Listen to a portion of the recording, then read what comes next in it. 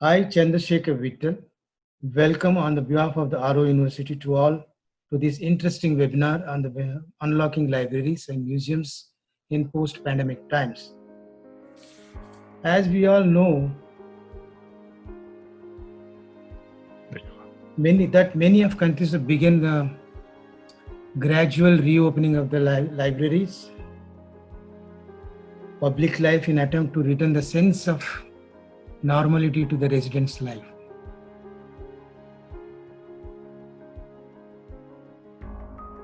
And also to dismantle the economic impact of the COVID-19 global pandemic. So as we all know that the library professionals and the museum curators, we love to be surrounded by the people, books, artifacts. But unfortunately, COVID-19 pandemic because of the COVID-19 pandemic, we librarians and museum curators, administrators, with a sense of pain, we close our library services fully, partially to the public. That's a very strange phenomenon in the history of the libraries and museums. Otherwise, we are 24/7 people working. So that's maybe the people surrounded, the librarians and museum curators surrounded with people means that's a professional DNA of our people. You agree with me that on that point that librarians are, curators are surrounded by the people. Now coming to the today's issue, I guess that unlocking libraries, museums are not going to be normal, okay, anymore. I think it's going to be abnormal. I'm not telling it's going to be abnormal, but it's going to be not a normal thing. But the libraries, I can say that for every sector, they are going to face a similar kind of a challenge. It's going to be new normal for every one of us. And the COVID-19 has given a chance to retrospect ourselves, our professional roles, our services rendered. So I may ask questions to everybody that are we ready to take up the challenge of redefining our profession, roles, our services rendered by the libraries? Let's listen to the experts what they say today. Let's not waste of our precious time. I request our distinguished speakers to put forward their viewpoints and also share the knowledge with us, their expertise also. So we have a galaxy of speakers lined up here today. But before that, a small message to be conveyed to everybody that the fourth speaker, Professor Sherif Shaheen, conveyed the message that due to some sudden unforeseen reasons, he is not unable to join us today. Okay, now let me introduce the first speaker of the day, Mr. Erik Boekesteijn. But when I say introducing Erik Boekesteijn, do we really need an introduction to the Boekesteijn? He's a global phenomena. I know that. When you think of libraries and innovations, Erik will be synonymous with innovations. Anyway, now I'll tell that his current designations. He's currently working as a senior advisor at the National Library of Netherlands. He's a member board of directors of Story House, Chester, UK. Owner of Shanaki Media and producer of This Week in Library, Shanaki Tours.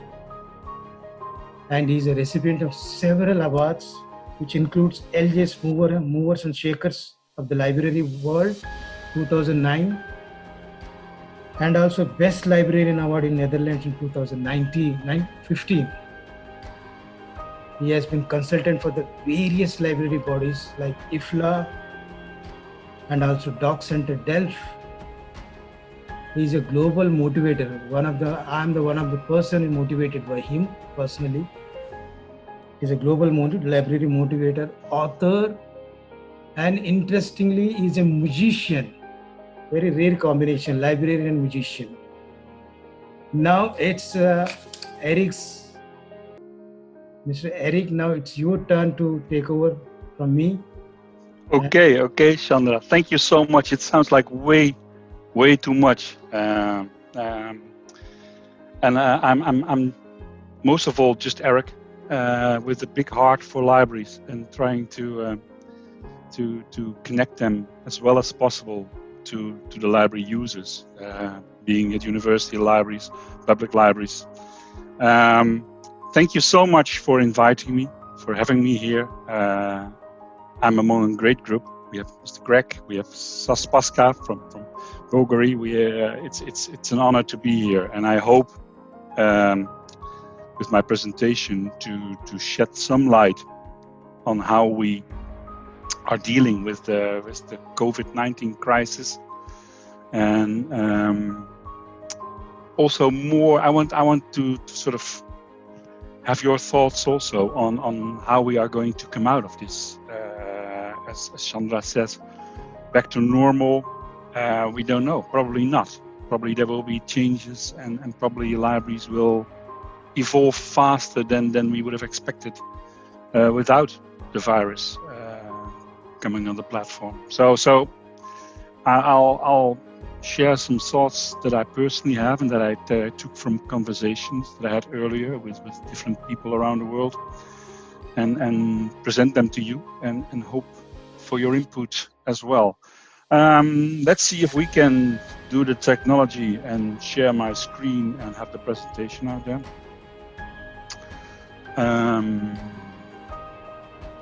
Let's see if this works from the start. Can you all see this? Is this all clear? Presentation working? Chandra, is it okay? Yeah, okay. Okay, then we can start. As was said earlier, I have been working in libraries all of my life, and the last 3 years I'm working for this library that you see on your screen, the National Libraries of the Netherlands. That's the biggest part of my work, I guess. Being a senior advisor, and when I was asked to join the National Library of the Netherlands, they basically gave me a sort of a free role. They said, Erik, what do you want to do? Which is great, of course. So I was really happy with that. And well, most of my work is in helping public libraries innovate and getting them on the road and giving them a few tips of advice. I'm not a project manager.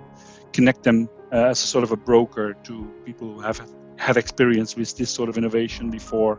And I make sure that, I try to make sure to make it as successful as possible, those projects. So that's part of it. Another part is international work. We'll get to that later on. I was, as was said, and I'm maybe even more proud of being best librarian of the Netherlands than of the Movers and Shakers. 2009 I was, I guess. Great honors and helpful in a way that people sort of take you more seriously, which shouldn't be the case, but it is, and that sometimes makes innovation a little easier than normal. I write children's books for fun, and also because it brings me back to my own time in the library. I've been working in a music library for quite a while, and a public library just behind the desk, handing out books, handing out music, and I still sometimes doubt whether I should have kept on doing that, because it's so much fun talking to people about these sort of things. From idea to initiative is how I call my project of helping libraries, and I feel that libraries, when I do this, when I go to libraries, people invite me and I go to libraries, and that there is so much talent that is just being hidden under a sense of insecurity, a sense of are we able to do this, and often it's just a little push in the right direction. A little sketch of the situation in the Netherlands, because I talk way too much, always have to speed up. We have like 17 million people in this country. It's a sort of an infrastructure that's not so easy. We have 154 library organizations with different branches. I think it's about 900,000 branches. And there are 9 regional support organizations, POIs we call them. This all works together. And one of the things due also to this crisis, this virus, the network has been challenged. And in my experience, they responded very well, very immediate, and I think the network grew much stronger and much more active than it has been in the time before that. So that was one of the more positive things that came out of the thing that happened. This is different in different countries, but also similar. I mean, the core tasks and values that you see on the screen is determined by law. Since 2015, we have a library law in the Netherlands, and these are the things: making knowledge and information available, facilitate personal development and learning, promote reading and introduce people to literature, organizing social encounters and debate, and promote art and culture are the key things that are expected of public libraries in the Netherlands. As I mentioned earlier, the immediate response to the virus and to the lockdown and the closing of public libraries was a thing that's called crisispiep. And once again, I have to say, and I think that was one of the best things our Prime Minister said at the beginning of COVID-19, was that we have to act on 50% knowledge, and we have to make 100% decisions, which make this a difficult situation in which it's easier to make mistakes. So, as a national library, we organized the crisispiep, the crisis library, and it was a platform that immediately filled up with hundreds of librarians sharing their anxious thoughts, but also their own initiatives of what they were still doing. Giving people, bringing around books on bicycles, in cars, doing the curbside services, and trying to serve their customers. There has been quite a split, I have to say, as well, in a group that are being very cautious and think that there was a lot of discussion on how long do the germs stay on the books? Do we have to keep them separate? Can we lend them out? Can we still give them to people? Or from beginning to up to now, there has been quite some change, and there has been a very cautious group. And there has been a group that was like the doctors and the nurses. We have to take the stand, and we are there for our public, and we want to serve them immediately without hesitation. So there is a sort of a discussion going on, and you could follow this on this platform, crisispiep, quite well, and it was a lot. I think it helps quite a bit. Also, we said the library has never been closed. The library is the digital library has been open as always for 24/7, and we made more books available. We opened up an app, the Thuisbiep, the Biep at home, the library at home, which offered another 100 free ebooks for everyone, library members and non-members. In the Netherlands, we have a different situation in which people have to pay a membership fee to be a member of the library. It's not free.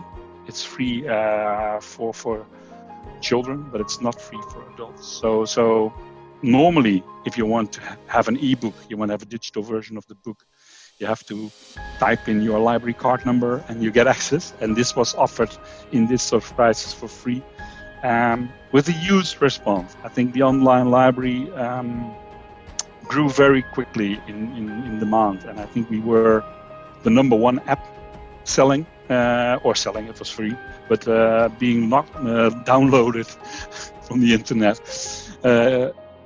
Within a week, I think we were the number one downloaded app, which shows there's the love for libraries and the need for libraries in a very positive way. I was very pleased with that. We have some old services I always forget to look at my notes. You guys recognize that. We have the old services, Delpher, that show newspapers and magazines that have been digitized and put into a collection.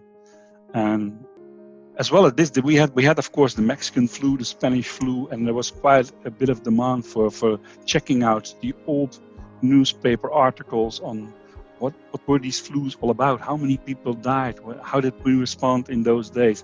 So the old magazines and journals became even more popular than they are already. This is a really great service that we are very proud of at the National Library. We talked to partners, and I have to go down. Some of the people came up to us also through the Crisis Beep, the Crisis Beep site, and they came up with, this is house arrest. We call it, like if you're grounded. In the US, you would be grounded, and we were grounded in the lockdown. Children, they had the writers building stories around the square, and the children in the square would talk to each other through the windows, and they would be telling stories. So this is a sort of story time for children, done by writers in the situation of the crisis and about living in a lockdown and what it meant. Very well done and very, very immediately on the spot and quite successful.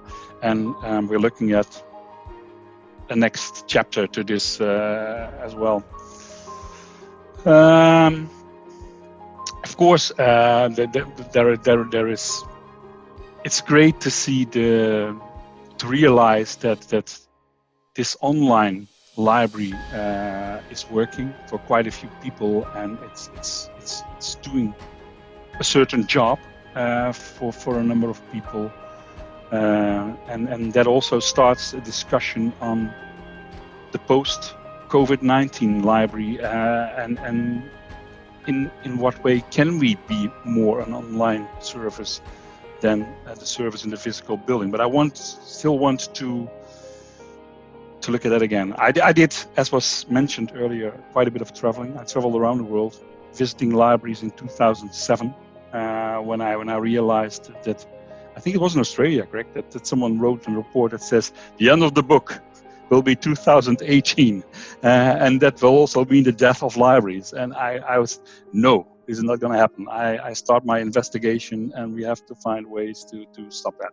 So I did a worldwide tour, still working for the Delft Library, and that in many directions and many ways is too much to talk about right now. Led me also to becoming founding member of the European-based organization Public Libraries 2030. And we recently had a discussion that is still available online, and that I recommend you definitely to watch, on opening of libraries. People in this panel that you see on the screen are Ton, the library director of Utrecht, Marie, Doc One from Aarhus, famous library, Neil from Manchester, and Hannah-Laura from Cologne, Germany, and of course Alex from Story House. And they are in different phases of reopening. So Germany opened first, I think, together with Denmark, and then the Netherlands, and the UK libraries are hoping to open in July 4th, I think. So we had a good discussion on what we came across.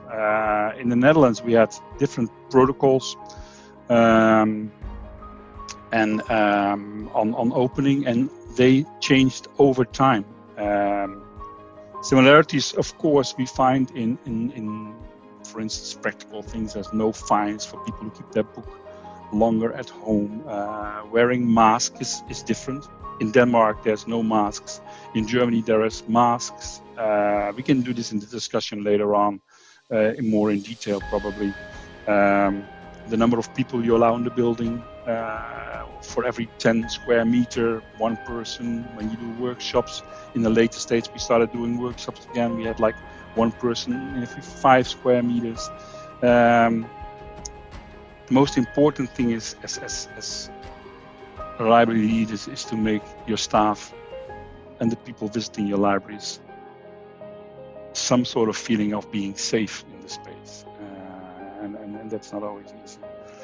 Going back to the more global, IFLA, of course, opened up a website with examples of the way COVID crisis was dealt with in different countries that you can find on the IFLA website. I definitely recommend you to go there. My good friend David Lenkes, let's see, I have to go down, talked about 3 different types of libraries, and I'm curious, as I said in the beginning, to your thoughts on this. I have to look at the time. Well, how much time do I have? Maybe 5 to 7 minutes. Palaces of the People, as the Meccano, Francine Huber, a good friend of mine, built this library, says, is one of the places we built magnificent buildings around the world, and I've been fortunate to be involved in some of them. This one is great, but how will it be used in the future? Will it be used the same way? Very low, he says. This is the James B. Hunt Library. Wait a second, we go down. The James B. Hunt Library, libraries as information centers. Wait a second. And of course, going down the Dock 1 Library in Denmark that I mentioned earlier, which is like a 3rd place, for sure. One of the most 3rd place libraries that I came across, next to my own story house in Chester. Beautiful building, theater, cinema, library, cafe, restaurant, and that all sounds great, and it is great. And I think in the first year after it was opened, we had like 150 participants in an off-buy for all method by the famous Nina Simon, delivering services together with the regional people. But how is this building going to develop in the future? There's no people coming to the theater at this moment. There's no people to the cinema. And these places are hit extra hard right now. And we have a question on if the choices are going to be more digital, how will this affect the physical buildings? In order to, what I do know for sure is that in order to navigate through this and to if we want to make use of the digital era and the way our services developing, we need a lot of trust, and we need to bring it out there. We need to bring it to the people, and we need our leaders to be very transparent and to mention the different ethics that are involved with this, the privacy norms, and we have to keep realizing that these are some of the elements I often use when I talk to interior design of libraries and what libraries have to offer in a sense of belonging to that space and taking ownership of the space. How do we do this in a digital world? We have the new generation, the Generation Z, who are eager to join in and to take part and want to learn all about technology and new ways of communication. But they need some guidance. If we want our citizens to be smart and we want to build smart cities that are more equipped to deal with viruses as this, for instance, then we need to be part of that. We need to be in there, and we need to sort of make it also fun to learn and to do this. I'm going to skip the video because I think we're getting to the end of this. I want to leave you with. I did a presentation in the US last year on artificial intelligence, and one of the things that I want to feed you with maybe for the discussion later on is we had 6 scenarios. I'm going to show you one because there's no time, and this is the meaning of in life scenarios and what role libraries can play in an age that we are probably accelerating towards, and what is the role of the librarian in there. When I started my world tour in 2007, I always said library should be about keeping stories, sharing stories, and making stories. if we do that well, there will always be a future for libraries. And I think the role of the librarian as curator of curiosity, storyteller, as play coach, design trainer, but also as a place of solitude, rest, and inspiration is extremely important and will always be important that way. On that note, I have to find a way to get out of here and no longer share it. Go back to Zoom. How do I do this? Stop share. Yes, I am back. So this is my story so far, and I'm happy to give it back to you, Chandra, and I look forward to all your questions later on. Thank you, Erik. Thank you very much for your wonderful presentation. Did you get, I'm audible? I'm sorry, Chandra, did you say something to me? Am I audible to you? Is my voice is coming? I can hear you very softly. Not. I listened again. What did you say? Now, is it okay? Yes. My voice? I can hear you now. Okay. Thank you very much, Erik, for your wonderful presentation and your knowledge sharing with the audiences also. Thank you very much. And without wasting time, I'll go to the next speaker of the day. And before that, let me tell the speakers that you have a 20 to 25 minutes time. And for all the people you watching this webinar, keep your question and answers for the end of the session. We have 10 minutes because of the time restrictions. We kept very short for the question and answers. So keep your questions reserved for the end of the session. Now we'll go to the second speaker of the day, Spaska Tarandova. Good morning, Spaska. Good morning.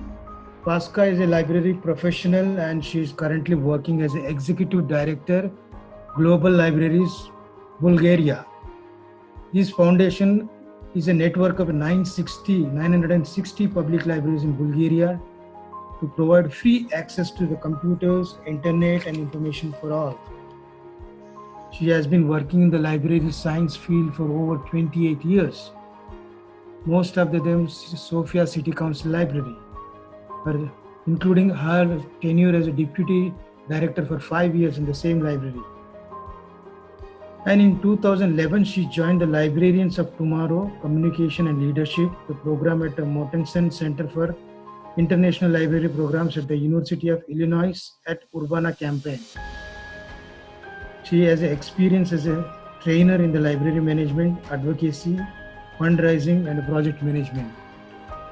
Now it's your turn, Spaska, to share your viewpoints to the audience. Over to you, Spaska.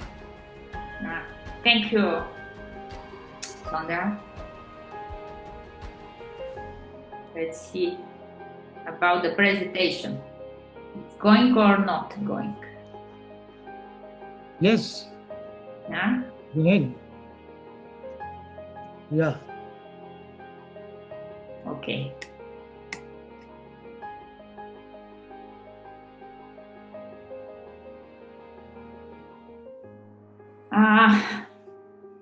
First of all, colleagues, I want to begin with clarifications that what I'm going to say today maybe change tomorrow.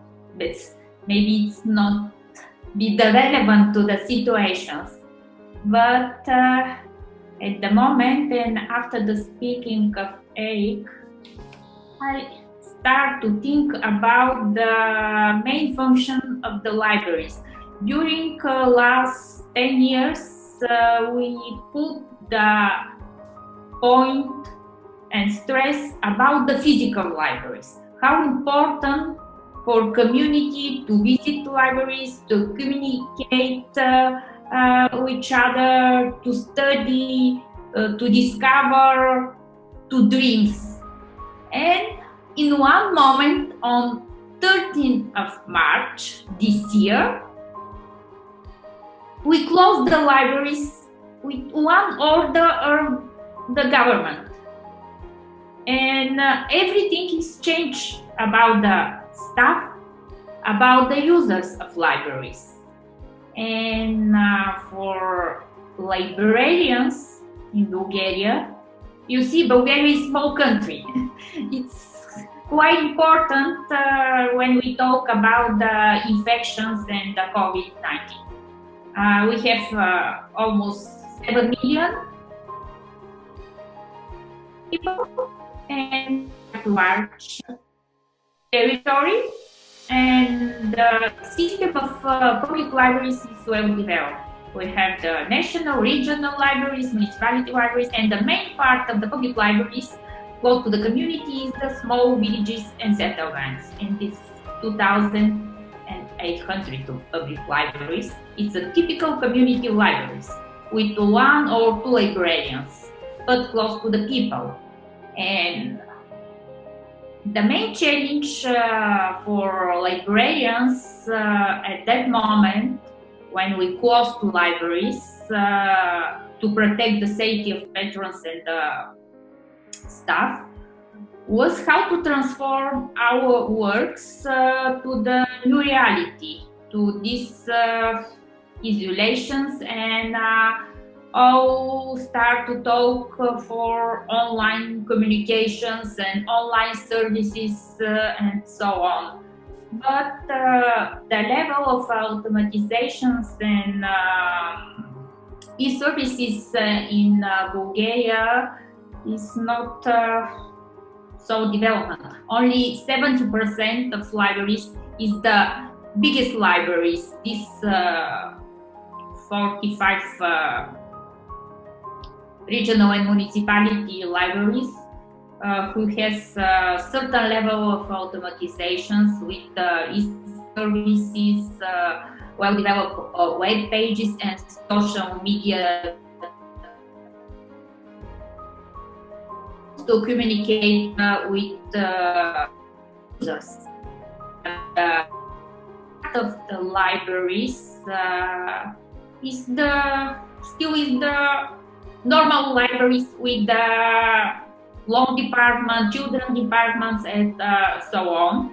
And for them it's very difficult to stay in contact with the users and to provide services. But Bulgarian is quite clever, and of course we was strict with the recommendation of the health services about the masks, gloves, and disinfections and so on. But I think that we don't have to talk about the closing libraries, because we're closing the buildings, in my opinion. And we restrict the physical visit of the libraries. I don't know why I can change. And what we start to do, we start to organize every kind of online activities, virtual exhibitions, theater for the children's, online reading, because you know that the crisis in April is the month of the children's books, 2nd of April, Anderson Day, and all this April and May in Bulgaria special months with a lot of activities which focus on the reading and literacy promotions. And in short time, libraries manage to transform their life physical activities with the reading, meetings with the authors, with the actors, and so on. And they start to provide them, inviting famous people to read to the children and to other community through the social media. Small libraries use their Facebook pages, and biggest libraries, they use the YouTube channels and another their channels that they have. But the contact with between the librarians and the users, I think going more stronger. For me, in the end of the closing period, when we open libraries 2 weeks again for the community,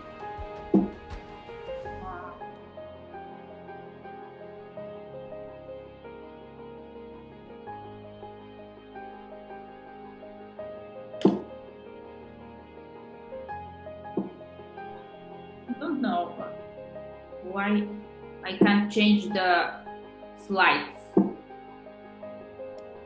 but I want to show how looks the libraries now, and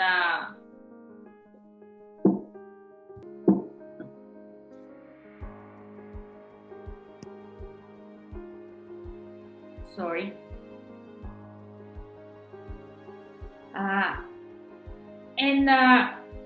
It was surprising when we opened in 14th of May, the libraries again.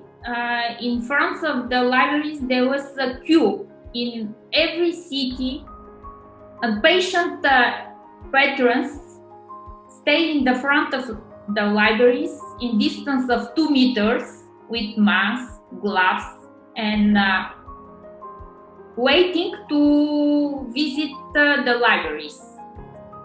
Because during the crisis, library delivered the books at home, together with some essential goods and some medicine.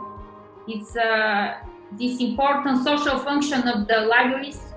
We see how it's work during the quarantine. And finally,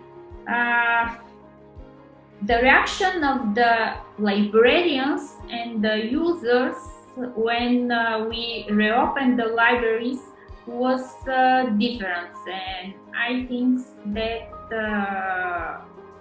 in one of the tasks for librarians now, and how to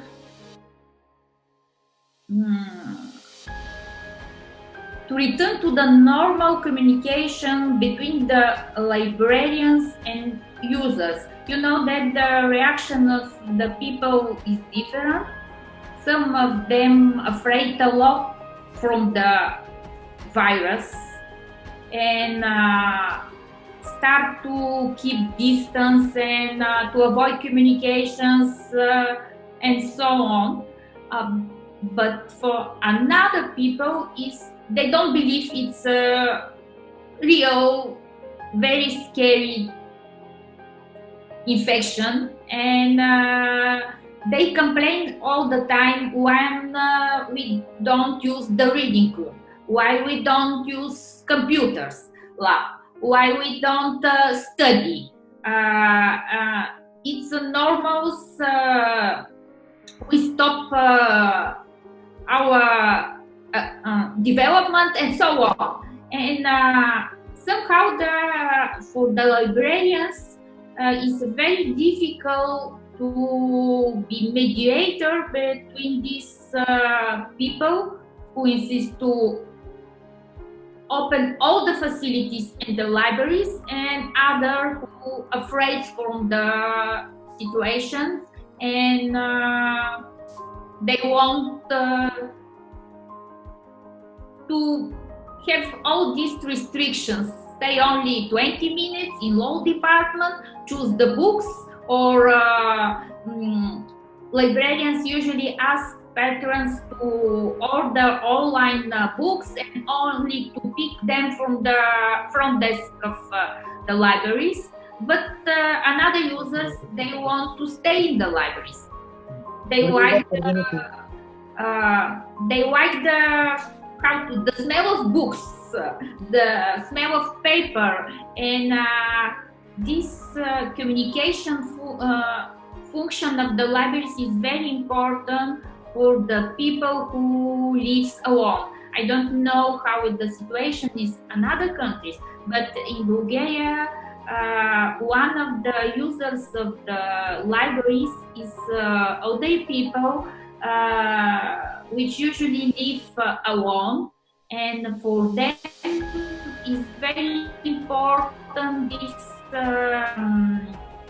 social function of the libraries, opportunity to meet other people, to talk about the books, to talk about the politics and other topics. And for those people, libraries has a special place in their heart. And for us now it's quite difficult to convince these people to visit libraries one per week for half an hour, and be patient, and we will hope to return to the normal activities. And one of the problems which we discussed lately in the library associations, in our online sessions with the library directors, is about how to open again the reading rooms and how to open computer labs. Is the main complaint of the users is about the access to the newspapers and to the computers. In our small towns and the villages, some of the people don't have their personal computers and devices. And for them, the library computers is only way for access to the global network, to the internet. Now they receive the information mainly for the radio and TV channels, but the social lives, social media is accessible for them because they don't have internet connections and their own devices. And for librarians, it's important to find the solutions how to open the computer labs for the users. And I hope that we will start with 1 hour, maybe, or half an hour, and now they find some new devices for disinfection of the keyboards with some ultraviolet light. I don't know if you see these ways of disinfection of the keyboard, but it's one of the challenge of librarians now, how to open all the facilities for the users. And also we think again, because it's the beginning of the summer and small children waiting for their summer reading programs and another activities. And now we discuss how to organize maybe small groups for 5 or 6 children with some distance between them to return to the normal library programs. And another challenge for the librarians, but I think it's not the challenge. Now we understand how important it is to develop the digital collections, and maybe because of the crisis, finally we will start with the publishers the real conversation about access to e-books for the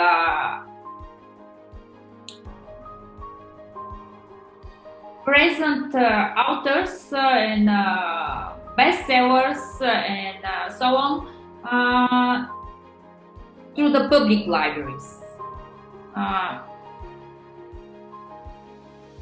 The publishers are afraid from the pirates because they think that if they provide the e-books to the libraries, somehow many users can use the e-books, not only one person, and they still insist libraries to provide only paper books to their users. But during the crisis, communities start to ask not only the libraries why we don't provide e-books, but also they start this discussion in the society. Why we don't have enough e-books in Bulgarian, which can provide from libraries not only to buy by the publishers, and maybe finally in the future we will find the solutions and the license between the libraries and publishing house how to provide e-books for the users. And also maybe we'll focus our efforts in the future to develop the more digital collections. We start to talk for mass digitalizations. It will take the time, of course, because the librarians have another task, but it's important in the future to provide more and more e-content to the users in general. And also librarians understand how important is the website of the libraries, and they start to think how to change website to be more responsible and more user-friendly, and to provide more access to the e-content and to share their collections.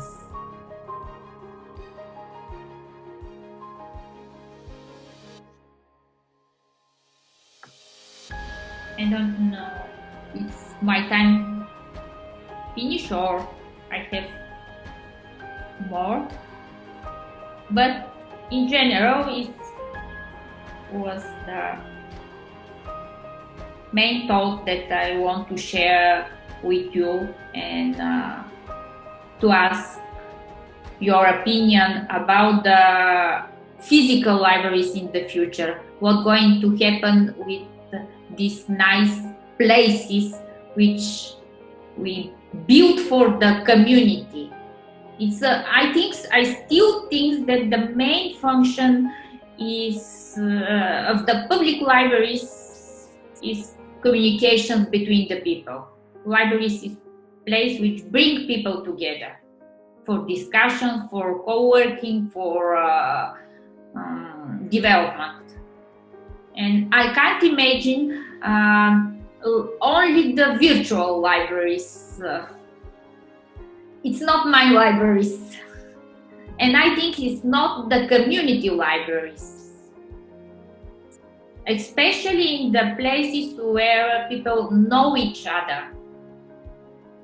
They need their libraries. And librarians also.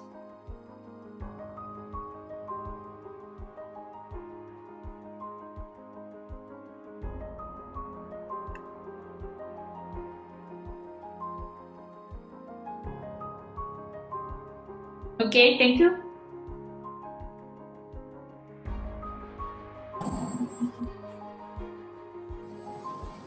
Thank you, Spaska.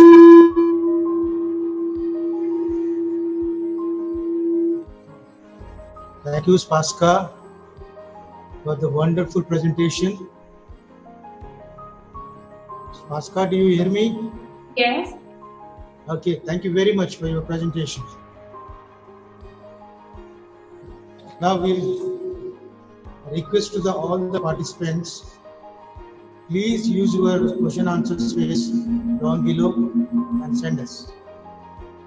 Okay, we'll take the questions at the end of the session.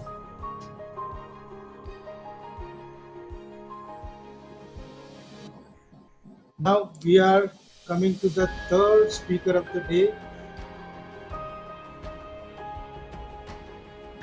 Mr. Craig Middleton. Good evening, Craig, once again. And let me introduce to Craig Middleton. Of course, Craig is a young and energetic curator.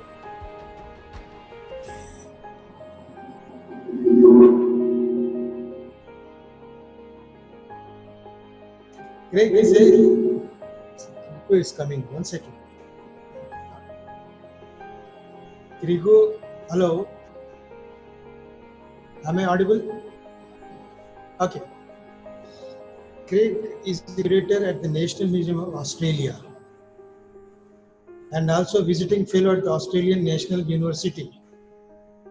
In 2017, Craig was awarded a George Alexander Foundation Fellowship to explore political histories and museum practice in American museums. He is a widely published author and his works featured in international journals, many international journals. His book, co-authored with Dr. Nikki Sullivan, titled Curing the Museum, published by the Routledge in 2019. And welcome, Craig, and it's your turn to speak. Thank you. Thank you. I'll just bring my screen up. Right.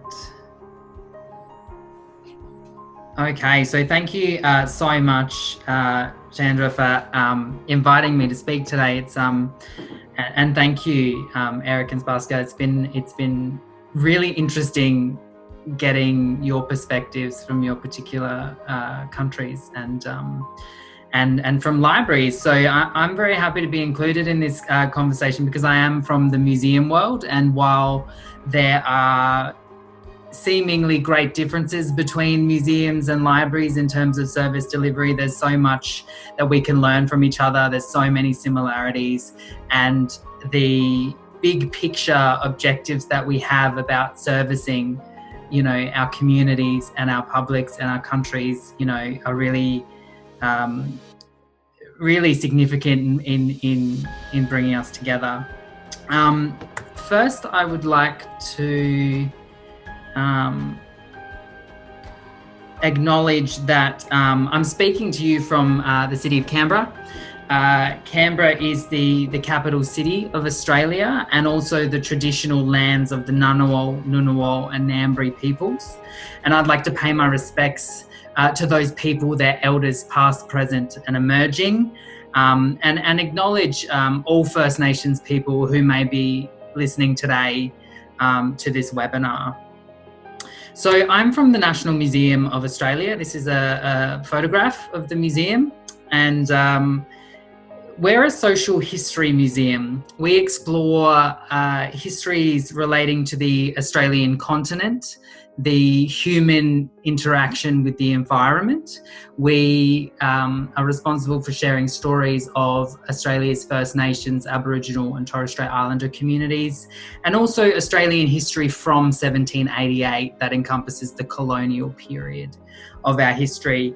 We were established in 1980 by Act of Australian Parliament, so we are a government museum. And we officially opened the doors on the 11th of March 2001. So in the scheme of things, we're a pretty young museum. Our vision is to be a trusted voice in the national conversation and recognised as one of Australia's premier cultural destinations, exploring Australia's past, illuminating the present and imagining the future. And with this is a mission to bring the world's cultures to Australia and present Australia's history and culture to the world. And we've been doing that for the last couple decades, for the last 2 decades in various ways, large-scale exhibitions, small-scale displays, publications, programs and events, online offerings, social media, partnerships, and much, much more. So when COVID-19 came to Australia on the 25th of January 2020, it really changed our business, changed how we had been doing things. I thought it would be important just to give you a little context in terms of how COVID-19 has impacted Australia. We do know that this virus has touched every part of the world in some way, but also in very different ways, depending on population size, depending on geographical spread. All of these things, have impacted, the virus has impacted our countries in very different ways as well. So this graphic in front of you is something that our health department produces every single day as soon as all of the data has come in. The data comes in at 9 p.m. every day. So this is actually from yesterday, and we'll get the updated one not long from now in my time zone. So since the 25th of January, we've had 7,285 cases of the virus. And out of those cases, 102 people have lost their lives. In recent months, we have been able to get this virus largely under control through the government intervention, implementation, like many other countries, of restriction of movement, the closing of international and domestic borders, the enforced shutdown of businesses and offices, the requirement for children to undertake their schooling at home, and many more really diverse and really important government intervention that has helped us flatten the curve. And you can see on the graphic near the top that we had a peak and it has come down, and we're managing this virus. So the National Museum of Australia, my museum, closed its doors on the 23rd of March this year. And between 3 and 4 weeks before that time, we cancelled all of our public events and postponed larger events, and basically stopped anything in which people gathered in groups. One of the buzzwords that we hear a lot in Australia is pivot. And I'm sure that's the same like in lots of different countries, but that is definitely one of the key buzzwords. And indeed, the National Museum of Australia had to pivot in regards to how we were doing what we do. And those weeks between the shutting down of programming before we closed were really key in us developing a really strategic way forward so we could act quickly when our doors shut. So we set up a working group to plan and implement a range of strategies and engagements to move the majority of our public-facing work online, and these are some of the things that we did. We had weekly online tours and curators talks, weekly kids programs streamed online, produced focus segments. We enhanced our social media activity, and we established a Facebook group called Bridging the Distance, which relates to how we are documenting this time in our history. And I'll talk about that in a bit more detail shortly. So the weekly tours and curators talks were deep dives into our existing collections and projects and presented through our YouTube channel. And we very much experimented with how we did this. So the very first tour was completely live. It was completely live streamed. And then this is a screenshot of the second one, which was completely pre-recorded. And then since then we've presented partly pre-recorded tours, but with an element of a live question and answer session. And we really wanted to experiment with how we were delivering this, because we were really conscious that our online audiences were changing. They were different than what we knew them as before. There was more people, they were expecting more from us, and we wanted to experiment to get a sense of the types of products we were putting out there and what they wanted from us. This was the very similar approach to our kids program, Fun at Home, which was streamed through our Facebook site rather than our YouTube site.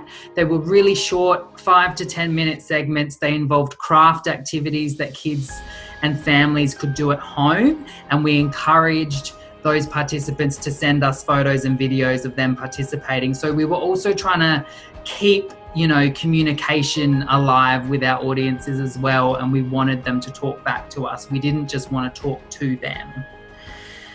We also took the opportunity on site, the fact that we had much more capacity on site, to highlight some of the work that was going on with our gallery redevelopment. So we're undertaking a huge redevelopment of our permanent galleries.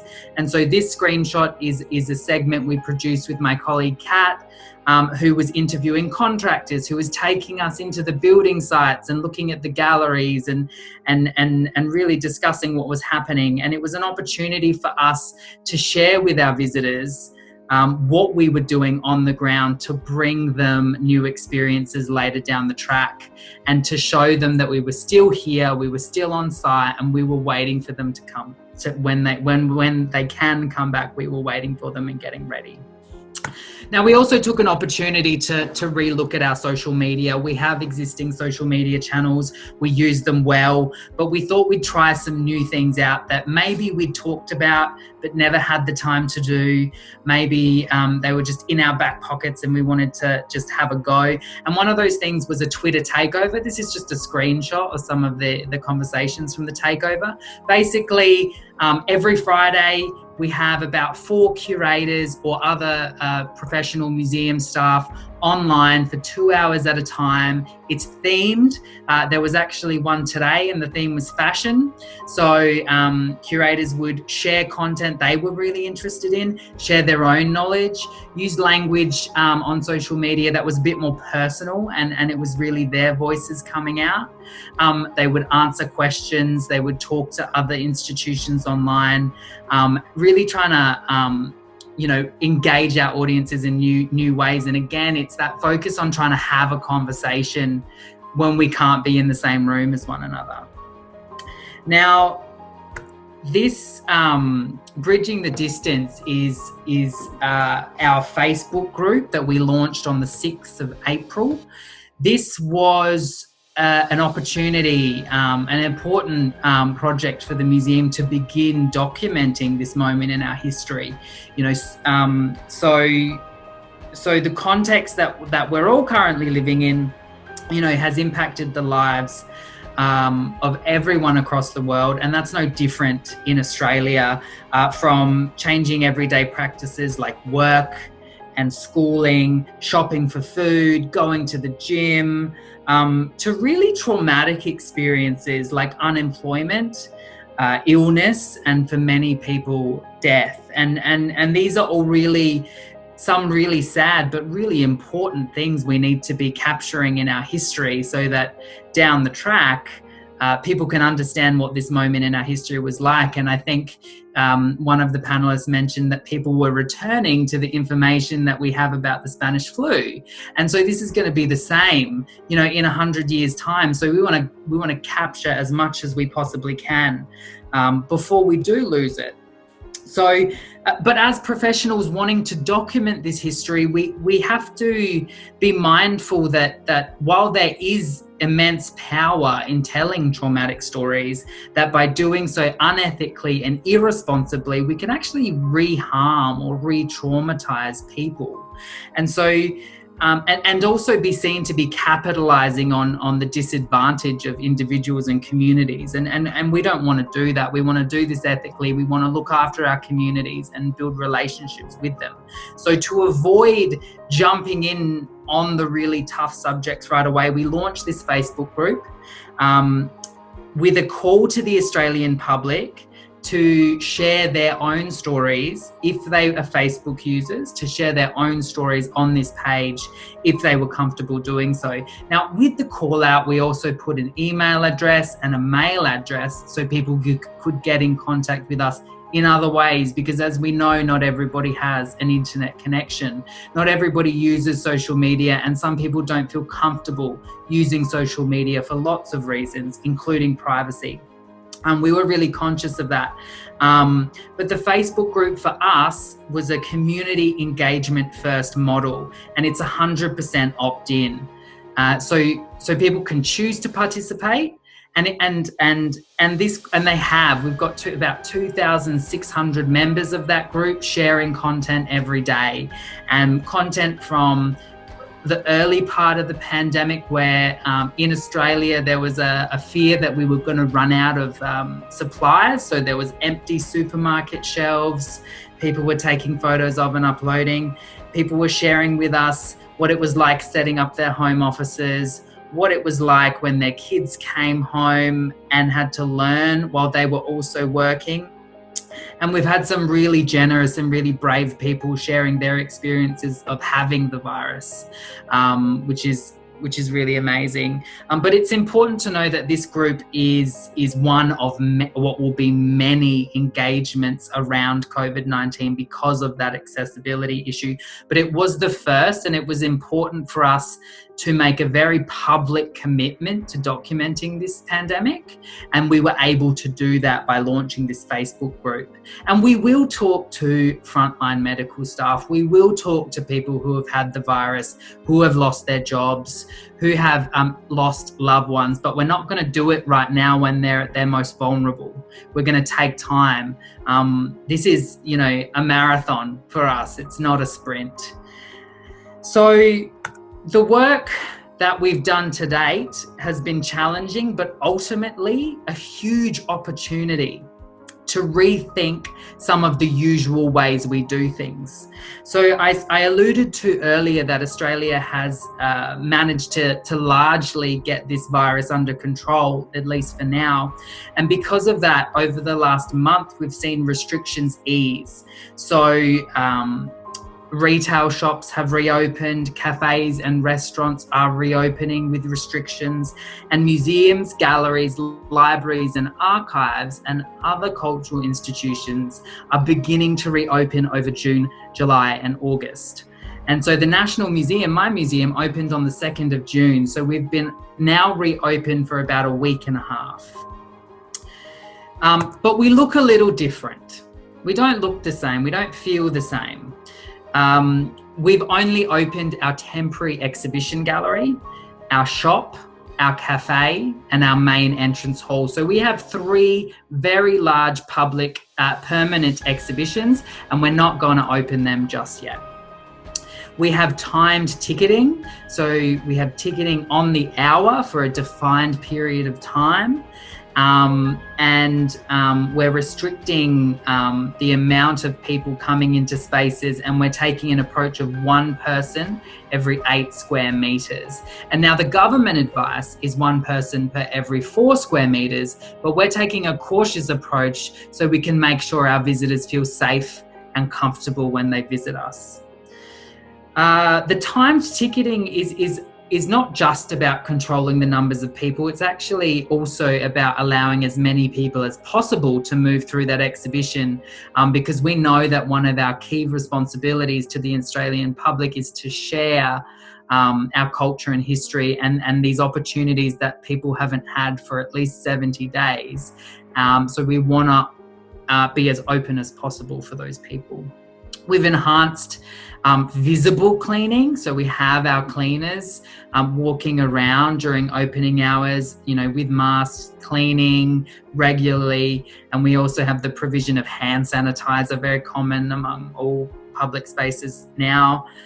throughout the museum space. And on top of all of this, we've had to turn off all our interactive elements within our museum. We've turned off all our iPads. We've turned off all our touch screens, and we've turned off, speakers that you have to pick up to listen to things, So that is a challenge for a museum, because over the last couple of decades, that's been the key, one of the key conversations is how we make ourselves more interactive, how people can participate more physically. And now we have to rethink what interaction looks like in our museum moving forward.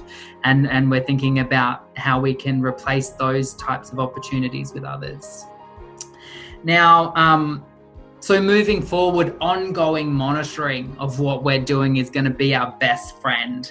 We have to keep an eye on what's happening. We have to listen to our visitors, we have to listen to our staff, and we have to keep making changes along the way. Now, ongoing monitoring and evaluation does require quite robust data. And we need to be mindful that a lot of the data that we used to use, a lot of the information we used to use about our visitors is no longer relevant. So we're not going to be using the data about our on-site audiences from 3 months ago and apply it to what's happening right now, because everything has changed. And while our online data of our online audiences is somewhat useful, we have to also acknowledge that new people are entering the online space. We've got some people who are removing themselves from the online space because it's just too much. And then we've got an expectation from people who want more than they used to get from us in the online space. So we've got to be conscious that that a lot of this data is changing, and we need to be responsive to that. So we have this great organisation in Australia called Pattern Makers, and I've left the link there for you to check out. It is Australian data, but I think the methodology would be interesting for some people outside of Australia. But this organisation is collecting data about the arts and cultural sector in real time, month to month through this pandemic. So this is the fact sheet about museums and galleries from May. And we can see some of the statistics that can help us decide what we're going to do moving forward. So we've got a great statistic that says 88% of people are comfortable walking around a museum and gallery right now. But only 23% are comfortable using hands-on exhibits. So we've got to change something to make sure those 88% of people are still going to be comfortable when they come in and not expected to touch things. 22% of museum goers are ready to attend as soon as the restrictions are lifted, and we've already seen that. We've had lots of people coming through our doors already. But 84% say that social distancing guidelines would encourage them to attend. So that means we have to be really public about the measures we're implementing. And 96% say that venue safety measures will influence attendance decisions. So when people come, we have to show them that we're doing the right thing. Otherwise, they might not come back for a while. So these are all really good statistics to draw on, but we still have to acknowledge that there's so much more that we need to do, and we need to be listening to those people who are coming back to us and what they're expecting. Now, we do need to keep in mind that when we're having a conversation about post-pandemic times, that even lifting restrictions is still part of the pandemic time. So we're very much in the thick of it. And as we know, things are changing rapidly. While we have largely controlled the virus here, that could all change tomorrow. And that means that what the future looks like is completely up in the air. But my hope is that cultural institutions, the cultural sector broadly, has embraced this as an opportunity, has embraced it to enhance, change, and adapt their usual practices, and that we've developed a very critically reflective and reflexive practice. So we're always looking at what we're doing, and we're always changing. And I hope moving forward, we don't fall back into old ways of just relying on those things that we know work, and just relying on those audience segments that we know will come and visit us. And I guess some of these things would be how we think about digital engagement. You know, what have we learned over the last few months about how we engage audience, and how might we apply that into the future? How we think about our audiences, you know, so how do we think about our audiences online now? You know, who are they? Why are they coming to us? Are they engaged with us? And how we think about our role. So Spaska was talking about how the library didn't close, but the physical site closed. And I think that's a beautiful thing to say, because it's true. You know, how do we think about a museum with no building, a museum with no walls? And that's particularly important for a national museum. You know, we're based in one city of many across a very vast continent. And then how do we think about our staff? You know, the capacity of our staff, the skill set, what new skills do we need in our organisation to move forward? How are we going to upskill our staff, and who are we going to bring to the table with these skills to help us along? All these answers are still unclear, but I think if we keep asking them, we're going to keep ourselves accountable, and we might be able to imagine and realise a cultural sector that is much different but better than what was only a few months ago. I'm going to leave it there, but thank you for listening to me, and I look forward to the Q&A part of this conversation.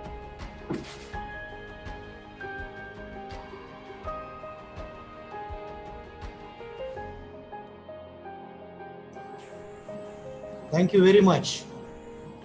Thank you. Thank you, Craig, for your informative session. And that from the curator perspective, it was a wonderful experience for us. And regarding questions, I'm looking for the question. Very few questions are there. One question for maybe for the Spaska will answer. The question is from Lata. Its question is how to sanitize the books while getting back from the users. Sorry, I'll get the first part of the question. Question is how to sanitize the books when returned from the users. Getting my voice? If I understand correctly, we put the books under quarantine 72 hours, or we put in the cleaning machine for 30 seconds. And you know that the paper don't keep the virus, and it's not dangerous for the users actually. But still you have 72 hours quarantine for the books after the 4 weeks. Chandra, this has been different over the time, I think, and in different countries. I think at first we started also with 72 hours, and then it went to 32 hours, I think.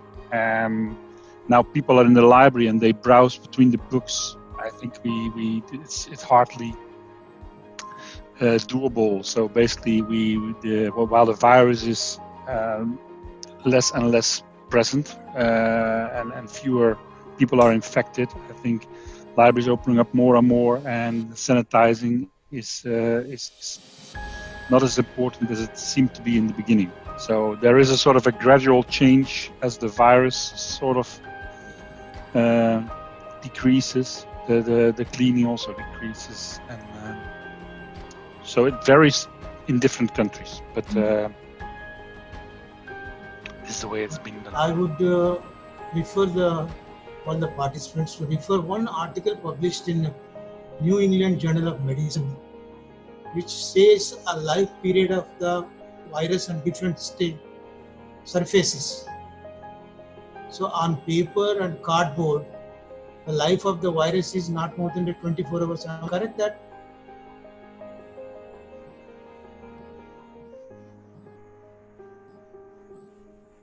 Am I correct on that? I'm not sure. I'm not sure of if you're correct, but I do know that a lot of Australian libraries are quarantining books for only 24 hours. Yes. And I think basically the advice still goes like, if you're not feeling well, not 100%, don't go to public spaces. Wash your hands, keep a distance of 6 feet or something like that. And those are the ground rules that will, as long as there's no vaccine, these rules will apply. You know, you have to take that seriously. Every time I go to a library, into a shop, I wash my hands when I come out, when I come in. And if everybody sticks to those rules, we can keep the risks within reasonable boundaries. It's always best to stay home and do nothing, but nobody can do this for such a long time. One more information I want to share is that all people are requested to refer. There is a good checklist prepared by the Australian Library and Information Association, which is very handy for all the library professionals. Please do refer that for anything on that, unlocking libraries, how to handle the library materials, how to take precautions in the library. That's a very wonderful booklet. Please visit the Australian Library and Information Association site, which gives all information. Well, one more question may be related to Mr. Craig can answer that. My user from Amit Fendra. This is very much interested during the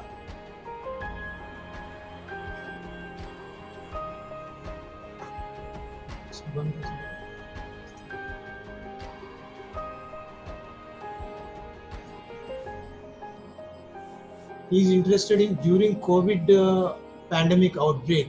Was your museum open or not? If opened, how many people have visited? In the museum? Yeah. So I guess we've only been open for a week and a half. We're allowing about, I think it's no more, our spaces are really big. So I think the average number or the capacity is about 100 people. I'm not sure how many people have visited, but we've just had a couple of public or bank holidays recently, and our time sessions were fully booked. So a lot of people are very comfortable to be coming and visiting the museum, and I think that is an important role for all of our cultural institutions, because people have felt very isolated during this period, and it's important that we can do that for them. But those are the types of numbers we'll collect month by month. Erik, anything to add?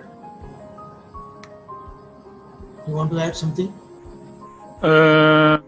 Well, like I said, I mean, there's different ways in which I hear that libraries are dealing with this. But once again, if you have like these baskets that you can take at the entrance and you can sort of check. Some libraries in Germany started out with they scanned the library card, so they actually had to know the name of the people in the building at what time, so they could, if someone turned out to have had the virus, they can brief everyone that they were in the same building at that time.